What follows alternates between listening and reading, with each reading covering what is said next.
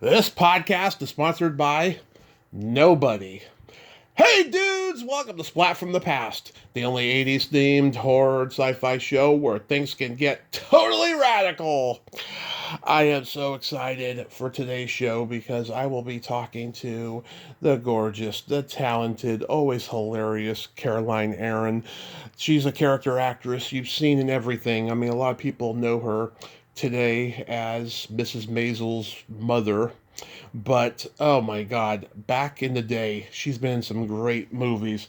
John Sayles, The Brother from Another Planet, celebrating its 40th anniversary.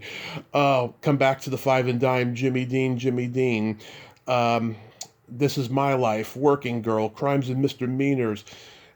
Edward Scissorhands, one of my favorite Christmas movies of all time, and it is a Christmas movie. Let's not shit anyone here. It is a Christmas classic, and it's going to be such an honor to have her on today. And a lot of people know her as Joe Dirt's mother, and she's been in quirky movies like Amy's Orgasm and so much great stuff. She was on a couple episodes of Wings, one of my favorite roles she's ever played, Mary Pat Lee.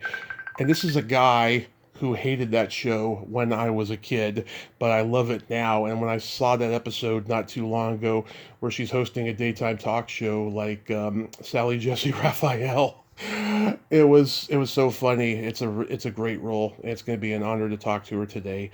She's extremely busy, and we've been trying to make this happen for 4 years, but it's going to happen today, and I cannot wait. I am so blessed. It's a Christmas wish, a Christmas gift, Christmas miracle. So yeah, here is my interview with Caroline Aaron.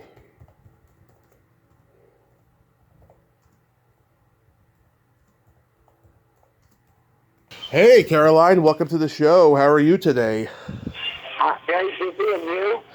I am super busy myself, but I'm so glad that we could finally make this happen. I've been your fan Oh, forever, and I thank you so much for finally coming on today. okay. So, going back in time, did you gravitate toward acting early on in your childhood? Yes, absolutely. I went to camp, summer camp in Maine. I grew up in the South, Mm-hmm. and I really wasn't much of a camper.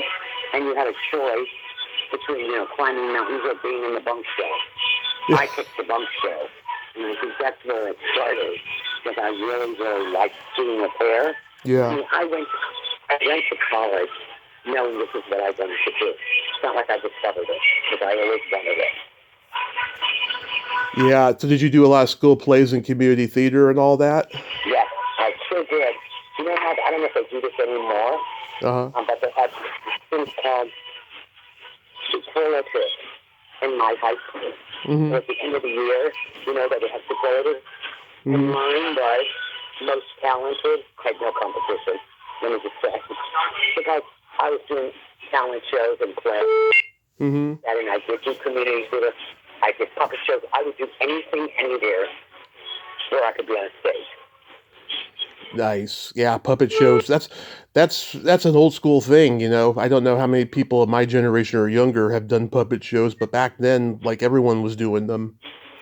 Absolutely. It was like, I had a puppet show where I did Chicken Little, Mm-hmm. I did Mae West, I did all the voices, created a children's program that was blowing bubbles out of the puppet stage. The kids loved it, and it was, a way to practice your craft. And if you're going to do a shit show, you might as well do something that's like passion adjacent. So that's what a puppet show was for me, passion adjacent. Yeah, I can imagine you doing Mae West. I don't know why, but I can. Yes, it was really fun and very popular. So after high school, you attended the American University in Washington, D.C. Did you study acting over there? I did, and I actually got a degree from all of the schools in D.C. I got a BA in Performing Arts from Catholic University, George Washington University, American University. Mm-hmm. And this past spring, I'm very proud to say, I was the graduation speaker for American University, and I was given an honorary degree by the College of Arts and Sciences. And now all of these schools in those days, nobody had a theater department, so everybody had one. It's just like Catholic University had a great theater. American University had a great theater department, but nobody had it all in one place. You know what I mean? So Yeah. because all the schools, in order that we needed. And so I graduated from college and started my career at NBC. Never left. Because while I was in college, I became a member of an experimental theater company that was being set up by Peter Brook, Lee Strasberg, and Jerzy Gutowski. It's called the Washington Theater Lab. So I stayed in D.C. and I had been working with this company in trade for 2 years while I was still in school. If my mother had let me, I would have just quit college, but she wouldn't let me. Oh, yeah. My mom had a similar experience. She was almost the Dean Martin Gold Digger dancer, and my grandmother put the kibosh on that. I'll tell you. That is no way to, exactly right. That's no way for young ladies to be heard or make a living, right? Yeah, those old mothers, they don't understand. They don't understand. It just makes them so scared. You know, they're just so worried. Exactly. So from there, you went to HB Studios? Yes, I mean, and I need to, okay, I'll tell you this great story. I love this. Okay. It brought me to New York. From NBC, the company became very successful. You know, we were kind of like, think about Steppenwolf. We predated Steppenwolf, but that was kind of who we were. And we did all the traditional stuff, and, you know, everybody loved us. But I really wanted, you know, to wear the grease paint to smell the crowd and people to clap for me. So I would go, you know, in their costumes, we weren't doing any of that kind of stuff. So I would go on weekends to New York where a lot of my friends had moved and stuff, and I would be longing to go there. Yeah. But how was I going to get there? I was being paid to have in D.C., and I did not have an open checkbook like some of our friends did. So I had to figure out a way to make a living, and I was at a party in D.C., and I met, you might not know who this is. Do you know who Harry Reams is? Oh, yes, yes. Okay, so I met Harry Reams, and he had just been arrested by this judge who had decided he was going to clean up money in America, and he wanted to make an example of Harry because at that time he was in the most popular porn movie of all time. Yes. It had gone mainstream. He's good, right? Yeah. So Harry was a secretary. He met me at this cocktail party, and because he'd been arrested, he was really scared, actually. He was very, very scared. He said, I'll give you an apartment in New York if you come to New York and be my assistant and help me with this lawsuit. So he got me an apartment in the West Village. And he was a nice Jewish boy. Yeah. His real name was Toby Stryker. Yeah. And at the same time, this judge was from Arkansas. It may remind you a little bit of today, where, you know, Bruce Keith was really on the rack. And he also arrested Warren Beatty and Jack Nicholson for 5 easy pieces. Yeah. Of course, Harry was his big pride. And, you know, it could have gone. The deal is, in terms of the law, you know, yes, pornography comes under the heading of free speech. But if you transport pornography over straight lines, that's considered treason. So Harry was being accused of and tried for treason against the United States. Mm-hmm. And they came into his house in the middle of the night. His apartment collapsed. You know, his mattress, emptied all his drawers. He was scared shitless. So I got to live in New York, in the Village, went to HB Studios, studied with Rita Hagen and Deborah Adler at the same time. And Harry got me a job in my very first movie. It was a porn movie, Triple X, called Dirty Lily. Oh my God, I gotta see that. It's so hilarious. So in every porn movie now I know, didn't know before, there's always like the normal circumstance that sets up, you know, all the stuff that I was a secretary. Yeah. And the marketing banner for this movie was, Lily came in for a typing job. Yeah. They tested more than her typing skills. So I was the receptionist. And I just had a monologue at the beginning of the movie. And I got paid $100. I was so excited. And when I finally got an agent, they went, you have to take that off your resume. Yeah. You don't have Dirty Lily on your resume. And I was like, but it's my only film credit. I have to have it. So I had it there for a while. But then I started my career in New York. Yes. So that's how I got there. Oh my God, that is awesome. I did not know that about you, and I'm glad you told me because I am a big old school porn fan. And I know an actress who worked with Harry Reams in a horror movie that was Christmas themed, and she told me he was a real gentleman. And I said, oh, he didn't go around the set taking it out. And she's like, no, and if he did, I probably would have wanted to do something because she thought he was cute. Yeah, and you know, he was dream was to work at the public theater. And he just was, he was like the camera person on Beach Road. And then I think somebody didn't show up. They found out he had, an enormous schlong, and they were like, you could do it. So anyway, I did it. He became so famous, and so then he could never get back to legitimate work. But he was really a sweet man. Now, you've done so much theater. I was curious, in 1985, when you did The Iceman Cometh on Broadway, you got to work with legends, Barnard Hughes, Jason Robards, Donald Moffat. How was that experience?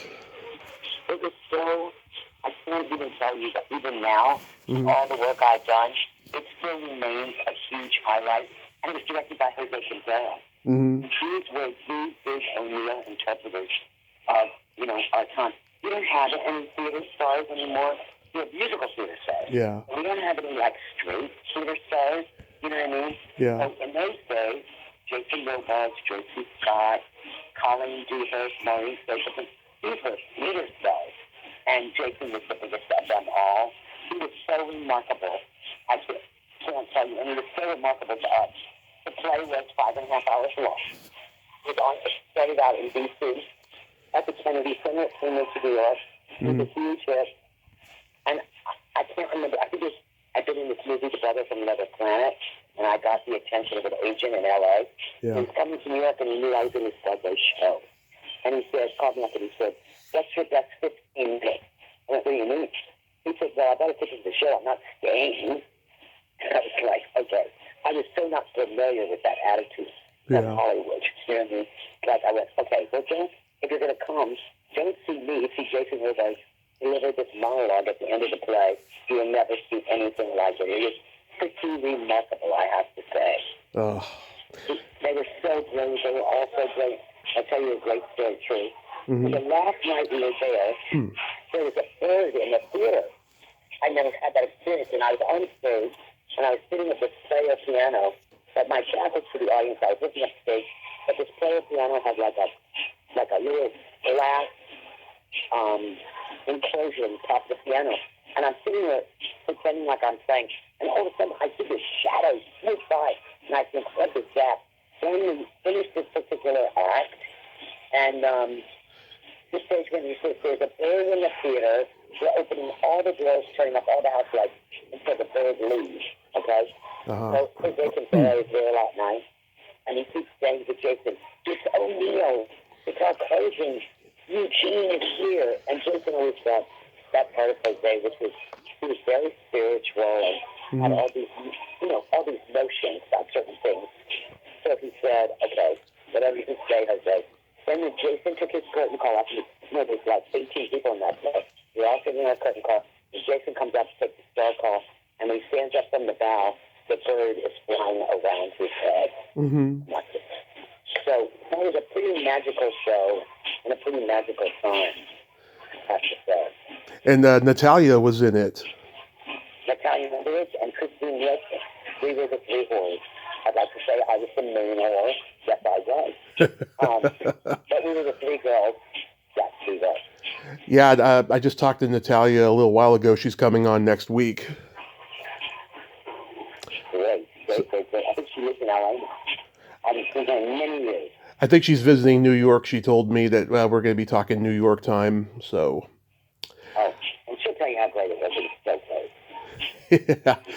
So you've worked with some of the greatest directors of all time. I'm going to mention all my personal favorite movies you did with them, starting with Robert Altman's Come Back to the Five and Dine, Jimmy Dean. Now, you did that on stage, right? That was my Broadway debut. Back to Five and Dine. And then I did the Iceman Cometh afterwards. And the way that happened was, in the old days, you used to get to go to theater free if you were the usher. And there was an off-Broadway play called Four by Cell that I really wanted to see, so I said I would usher. The night I was ushering, Bob Altman was there with Paul Newman and all these people. And he said to me while I'm seeing somebody, "Are you an actress?"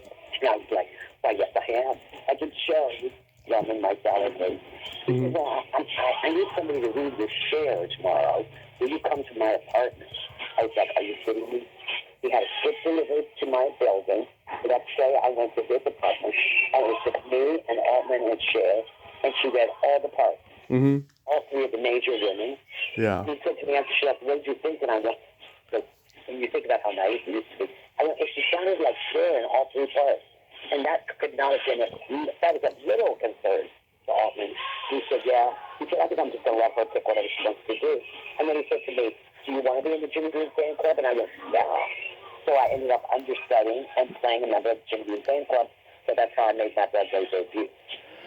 Was in that show. Yeah. And one night when she was out, he came to my dressing room and he knew it was going to be my real Broadway debut. He came to my dressing room and goes like this, don't come in on a horse, just come in. Okay, I get it. So we did money for about 6 months, and then we did the movie. Yeah. Yeah, I think that this was the first movie that utilized Cher's dramatic chops really well. Yeah. It's no wonder. Right? It's no wonder she won the Academy Award, 5 years later for Moonstruck. I mean, she's just a great actress, and she started out wanting to act before singing. A lot of people don't realize. Yeah, exactly. She was amazing. She really was amazing. She was very bewildered by how you had to say each time that you have to say the same thing over and over again, because she was so used to being spontaneous. She would get done visits and stuff like that, and you change it based on the audience, but in the theater, you don't. And she was kind of like upended by that in a little bit of a way, but she was fantastic. Yeah. Sandy Dennis, the great Sandy Dennis. Oh my God. Oh yeah. Karen Black. So crazy. The crazy Captain Booth. Oh yes, and I talked to Mark Patton, who played Joe Qualley. Oh yes. Yeah. Yes, Mark. Oh. He was jumping with joy when I mentioned this movie to him, because he doesn't get to talk about it too often because people know him from horror. But like, he was jumping with joy. He was like, I got to be Cher's bestie for months on this movie. It's true. It's true. He was wonderful. He was wonderful in the show. Yeah, he's great. I've met him in person. He's a very nice guy. He hit on me, and that was a badge of honor. It is a badge of honor, and you should keep it with you at all times. Yeah. Absolutely. I also love O.C. and Stiggs. How was that experience? Oh my God, you've seen that movie? Of course. That was so nutty. That was so nutty, that experience. I only like to film where there's gambling. So, any interesting character he was. So, yeah, we were living near the airport. Uh-huh. It was so hilarious, I can't even tell you. To be there. And I didn't know they ever released O.C. and Stiggs. I had the honor of being in one movie with a Robert Altman movie that no one has ever been in. But maybe I'm wrong. I know it's become a cult classic, and it's out on Blu-ray. And I didn't even know that. That's so great for you. Yeah. The producer of the Blu-ray, he contacted me a year ago because I had interviewed the 3 teenage girls in the movie. Tiffany Helm, she was already a part of the Blu-ray, and then he asked me if I could get Laura Yerstein and Dana Anderson, who passed away like a month later, unfortunately. And I tried to connect, but unfortunately it was never made. I wish I could claim credit for getting them on this Blu-ray, but I can't, unfortunately. That's so wonderful, though. But you did that and like that, but you did so important to everyone. Yeah, I mean, I was flattered. Yeah, I was flattered, I'll tell you, that they came to me, because no one had interviewed them. John Sayles is a fucking genius. I love The Brother from Another Planet. Isn't that great? Yeah. It's really an underrated movie. And it's very political in its own way. Yeah. It was so great, and that was quite a family, that family. So the little boy who played my son was one of 12 kids, and he was supporting his whole family. But he was so beautiful. Because he was a mulatto kid. He had a white mother and a black father, and white people, and big green eyes. He was so wonderful. Wonderful. So I just was like so excited about him. I like how you start talking to Joe Morton while he's watching TV with the kid, and he looks down at your toes wiggling, and you start complaining. You start comparing your mother's chocolate pudding to cancer. Right, exactly. Love that. Yeah, that's great. That's hilarious. Rosetta Lenore, she became Yes, famous later for Family Matters. What was she like to work with? it's really great. I mean, she was like, I guess, my mother-in-law in that story. Yeah, I loved her, and I thought she was incredibly talented. yeah, Really talented. And the way I got into that movie was that um, I just John was writing plays at that time, and I didn't know, I didn't have anything. I didn't really have the credits in. I auditioned for the play, like that, and I didn't get it, and I was so yeah. offended. And then I get a call from John. I wrote this part for you, in this little movie I'm doing. I went, okay, I'm in. So that's how that happened. Last year, I talked to Sally Kirkland, and we talked about Anna, and that was yeah, that was like the only role she ever campaigned for, and she campaigned for the Oscar nomination. What was she like to work with? She was very needy and very brilliant. Mm-hmm. She was just sort of overlooked, I think, Yeah. in a lot of ways by people. And the students to her, she really needed this talent. So I thought that was kind of great. I agree with you on the moody part, and she's also just very congenial. She talks to everyone like a person, and she's smart as hell too. Yes, absolutely, absolutely. I mean, I'm glad she got her nomination. she's a wealth of knowledge, I'll tell you. Oh, great. That's so good. Mike Nichols on Working Girl. Anything stand out? Working with Mike Nichols is any actor who doesn't get that experience. Yeah. That experience is deprived. But totally deprived. So great. This is a great experience. And he loved that story. He loved the cast. You'll never meet anybody more brilliant than Mike, ever. Every time I work, I miss him. That's all I can tell you. Every single time. Yeah, and Harrison Ford, I mean, when he's doing action adventure movies, he's funny, but in here, he's hilarious. He's very droll. Very. But Mike brings out the most talent that you have. You know what I mean? Those kind of Yeah. that's what's so great about him. Is that he really is unbelievably talented. So, that's something you should always consider how great he is. When you see somebody like that, right? And you go, okay, that's what he is all about. So yeah, that's kind of his deal, right? Right. Woody Allen's Crimes and Misdemeanors, brilliant movie. Very well casted. I'm so sad about his life. Me too. Now, but we really managed to cancel him. It's not right. Not right. You know what I mean? He doesn't deserve it, in my opinion, but I'm one person, and I have complete confidence in him in every level. Nothing but good things to say about him.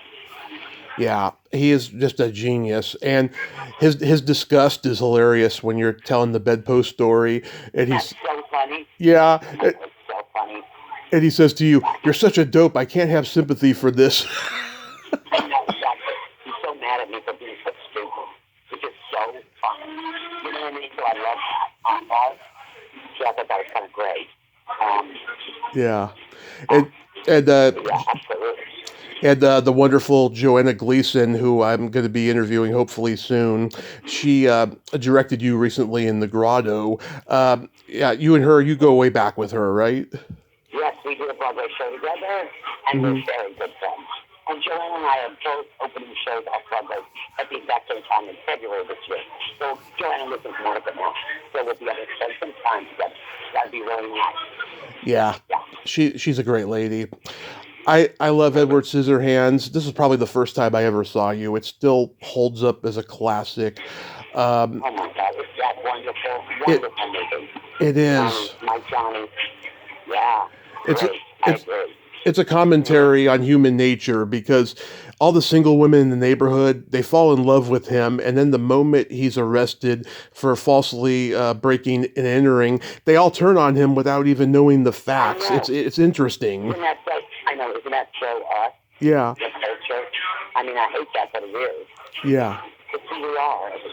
How we treat each other and all that kind of stuff. So I'm really glad. I mean, that movie means so much to people. It really does. Yeah. It's their story. Everybody feels like it's their story, and it's Tim story. That's the story of it. Yeah, I like how all the single women, they think they're better than Peg, and yet they got their shit together. Right, exactly. Did you have to wear like different wigs for the haircut before and Yes. after? It was so hot. Yeah. Here in Florida, it was so hot, and we had on only polyester, and Tim would wait for cloud formation. Because, he's like such a visual director, and he wanted it to do exactly how he wanted it to do. So sometimes we would do those stupid clothes all day. I was like, oh, come on. And he was waiting for the clouds to all do exactly how he wanted them to be. And at the end of the day, it was worth it. Just look at what he came up with. You know what I mean? Yeah. I just love that. I mean, just those haircuts. It's so iconic. Just how all that came together. I know. I like it when all the ladies, when they go to Peg's door to say, aren't you going to invite us to the party? I love that look of desire you have on your face. Just so funny. We want to be there. We want to be part of this. I know. Exactly. It makes me laugh. And of course, we lost a couple people recently who was in it. The wonderful Alan Arkin and Conchata Ferrell. Oh my God, she was talented. Chatty, my Chatty, I loved her very much. Yeah. Have you ever seen Heartland? Yes, of course. Yeah, she is so good in that movie. God, I don't know why Hollywood didn't give her a chance to be a leading lady because. But she got her series and made a lot of money towards the end of her career, so she's very happy about that. Yeah, she was so talented. I love This Is My Life, the Nora Ephron movie. Yes, oh my gosh. You're taking me on a trip down memory lane. I've done way too many things like this. Mm-hmm. Yeah, exactly, yeah. So I worked with Nora a number of times. Again, couldn't be luckier. Yeah, I did a little tribute episode a few years ago. Do you know Diane Sokolow? I know who that is, yeah. Yeah, she was very close with Nora. She was in several of her movies. Yeah, we did a nice little tribute to her and just said how, Nora was just full of life and she just loved her art and everything.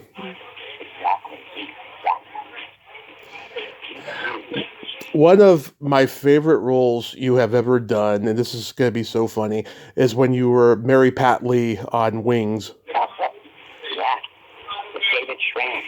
Yeah, those are all my pals. I love Mary Pat Lee. Did you like really study like Sally Jesse Raphael and all those like daytime talk shows? Yeah. Absolutely, and because Tony and I are really good friends forever. Yeah. So Tony and I was watching it recently because we just the last 7 years we've been doing a series together. So yes, it was definitely really fun. I have to say, really fun. Yeah, and I disliked the show when I was a kid, but like in recent years, I've come around and I've watched several episodes, including the ones you were on, and I'm like, oh my God, this is just a brilliant character. Yes, so fun. So fun. Exactly. You got to be in like one of the earliest episodes of Sex and the City. Did you know on that set? Did you know on that set that the show would become huge? Not like it has. I'm friends with Darren and one of the writers, and he asked me to do us a favor, and I was like, yeah, sure. And then, then it all blew up. Unfortunately, they all hate each other. That's so sad. But anyway, I had no idea it would be what it became. And it's got its spin-off. Are you kidding? It's like that. Yeah. It's really something, right? It keeps going and going. I owe you my firstborn. Oh, sweetie, I don't want my own kids. Exactly. You can have that one. Exactly. That's a great line. Great. You were on Tracy Takes On, and yes.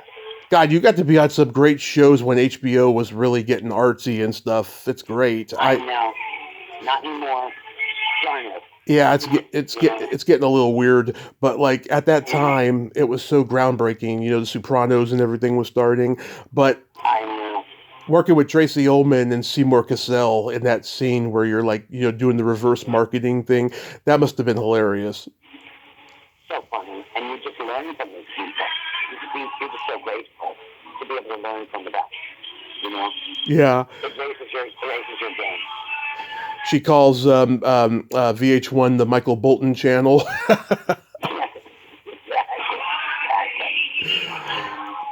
Now, a lot of people know you as Joe Dirt's mother, and I've read that you replaced Roseanne in the role. I did.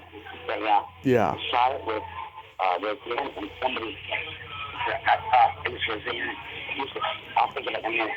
And then we replaced them, and then my son is a big athlete, and then when I would see him play basketball in college, he's running down the court, and they're going, pass, Joe, pass, and he's thinking, and I said, Sam, why did you call me Joe? And he went, because you're Joe's mom. I went, I get it now. Yes, that gave me a lot of street cred with my kids, that show. They loved it. Yeah, oh my God. And I think Gary Busey was supposed to play Fred Ward's dad role. Yes, that's right. That's it. I couldn't remember. Somebody was like off the rails at that time. You know what I mean? Oh, he's They just said when we replaced them, they couldn't fold into the story. They were too iconic. You know what I mean? So yeah. Out of the story, and they needed to stay in the story. Gary Busey's always been off the rails. Yes, exactly. Yes. That's not unusual, right? Exactly. I love Amy's Orgasm, such a great naughty movie. Was that a lot of fun? Yes, and I really love that filmmaker. And, we had, you do an indie, you have to get in the foxhole, and then, and have a happy ending. You're so happy for those people that she's so talented. I did another movie for her. I don't remember the name of it. Amy's O, and then they never have to remember. I'll think of it in a minute. Yeah, you have a great line. I thought it was going to be a catchphrase someday. You said bleeding cunt feminists. Yes, exactly.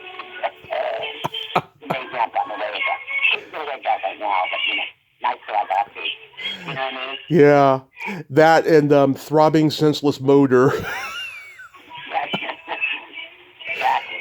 Imagine if that movie was made today, the intimacy coordinators that would be on set. On set, and just yelling at you all the time.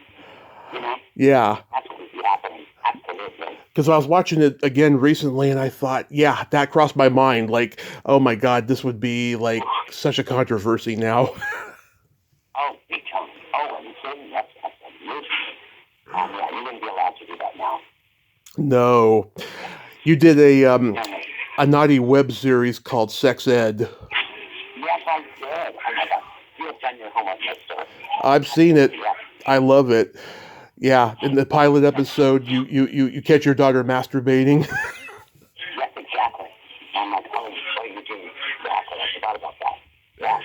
Oh my God. You can run, but you can't hide. Once you put something down on film, it's there forever, no matter what. Yeah, I see a pattern here. You do a lot of projects where like sex and sexuality is satirized. Do you gravitate towards stories like that? I gravitate towards that. Let's put it that way. Mm-hmm. I love humor, so yeah, I would say yes. But it's not necessarily intentional. I'm not aware of it. It's just I respond to smart, funny things. Yeah, like, I believe that sex is a natural part of life and talking about it is important and making jokes about it is important. I do sex positivity episodes on here during the month of May every year, and it's something I love doing. Yeah, right. Like I had a teacher once who said, if you teach sex education and sex education, like you do, everything would be very different. And I believe these guys. Now, I must confess, I have never seen an episode of The Marvelous Mrs. Maisel, but I know that you're very popular from it.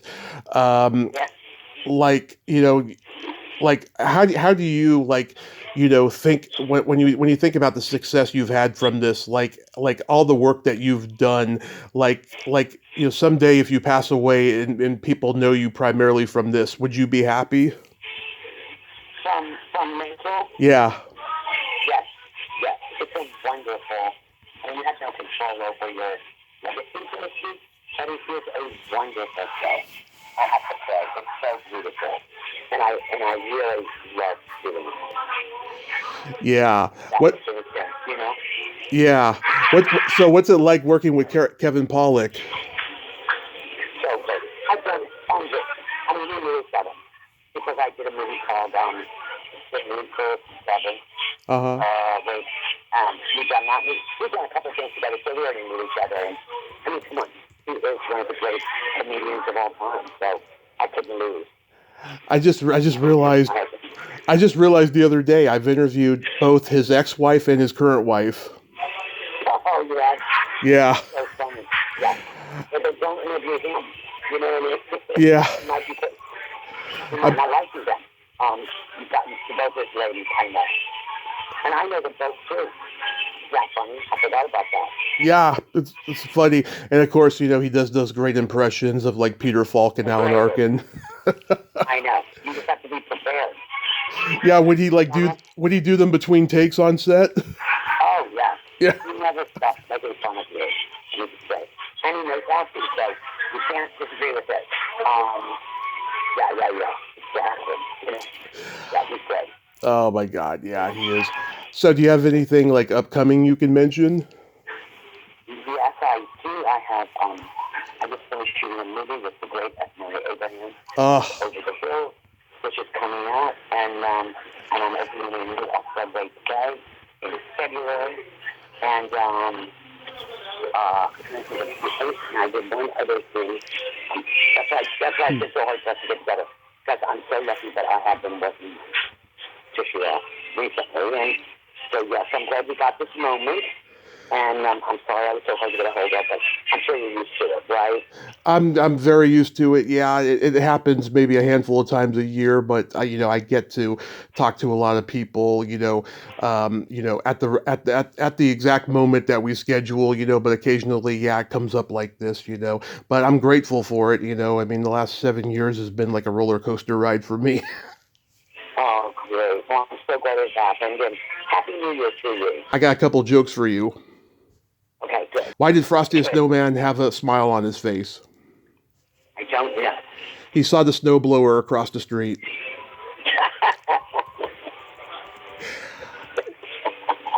I like that. Thank you. What do you call a boy that doesn't masturbate? What? A liar. That's exactly right. Yeah. Yeah, exactly. Caroline, this has been a tremendous honor. Thank you so much for finally coming on. I hope you have. I'm so glad we finally pulled it off. Yes, I hope you have a happy Hanukkah, Merry Christmas, Happy New Year. Be safe out there. Yes, thank you so much. Thank you. Bye-bye. Well, there you have it. Caroline Aaron, what a sweetheart. Oh my God. She is an insanely busy woman, but at least we got 40 minutes or so to talk, and it was fabulous from start to finish. She was so congenial. That story she told me about Harry Reams blew my mind, because obviously it's not on her IMDb or anywhere else that, you can get that information from, but she trusted me from like the get-go to tell me that. I am so friggin' blessed. It's almost like she was reading my mind in a weird way. You know what I mean? I can't describe it. And that's all she wrote. Well, until next time, this is Tommy Throwback Kovac saying there's no shame in living in the past, because the present sucks. Later, dudes.